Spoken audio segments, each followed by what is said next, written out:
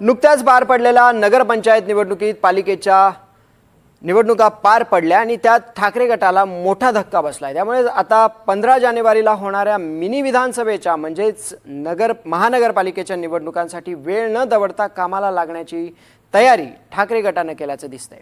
कारण गेला आठवडाभर मनसे आणि ठाकरे गटाच्या जागा वाटपावर बैठका सुरूच होत्या। त्यात ठाकरे बंधूंची युती आज होईल उद्या होईल असं म्हणत कारण दिली जात आहेत। मात्र आज लागलेल्या निकालानंतर युतीशिवाय पर्याय नाही असंच कळून चुकलंय।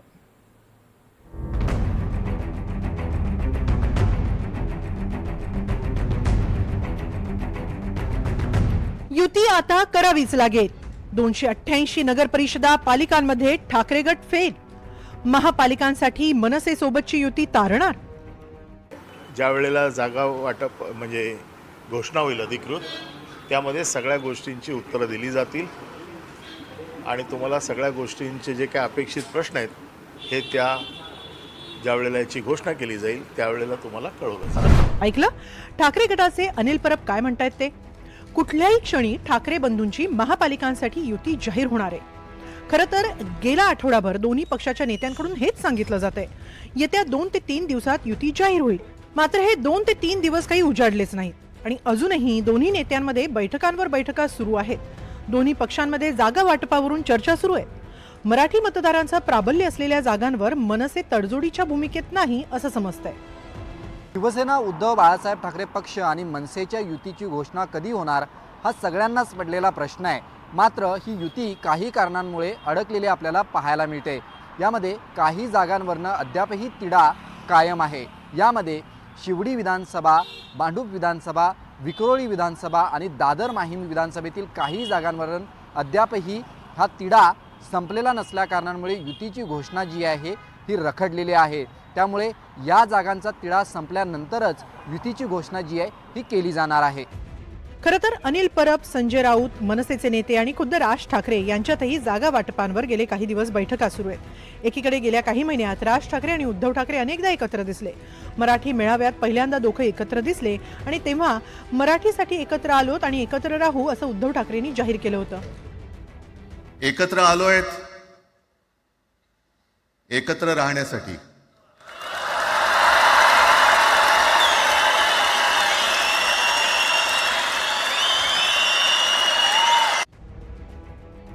मात्र अद्याप निवडणुकांसाठी अधिकृत युतीची घोषणा काही झालेली नाही। ही युती जाहीर झाली तर याचा सर्वाधिक फटका शिंदेंच्या शिवसेनेला बसेल असं म्हटलं जातंय। त्यामुळे शिंदेंच्या शिवसेनेबरोबरच भाजपनेही ठाकरे बंधूंवर जोरदार टीका करायला सुरुवात केली।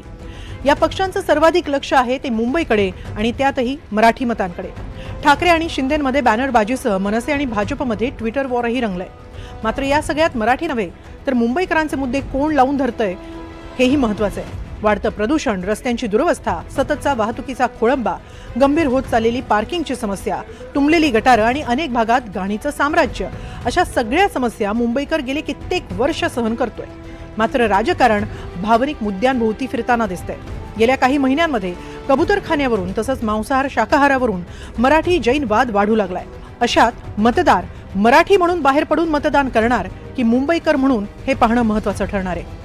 दोन्ही ठाकरे बंधूंच्या युतीमुळे येणाऱ्या महापालिका निवडणुकांमध्ये मतदारांवरती थेट परिणाम असणार आहे। कारण दोन्ही पक्षांचा पाठिंबा जर आपण पाहायला गेलं तर सातत्यानं मराठी मतदार हा दोन्ही पक्षांच्या मागे राहिला होता। त्यामुळे याआधी ज्या निवडणुका झाल्या या निवडणुकांमध्ये मराठी मतं ही विभागली जात होती। दोन्ही ठाकरे बंधू एकत्र आल्यामुळे मराठी मतं ही एकत्र राहतील। त्याचसोबत राज ठाकरे यांनी सातत्यानं परप्रांतीयांच्या बाबतीत विरोधी भूमिका घेतल्यामुळे परप्रांतीय मतांवरती सुद्धा थेट परिणाम होण्याची शक्यता आहे। मात्र मराठी मतं दोन्ही ठाकरे बंधूंच्या सोबत जरी असली तरी मुस्लिम मतं उद्धव ठाकरे यांच्या सोबत असणार का हे सुद्धा पाहणं अधिक महत्त्वाचं असणार आहे। Video journalist Kalpesh सावर्डेकरचं Vishal Patil, NDTV Marathi, Mumbai.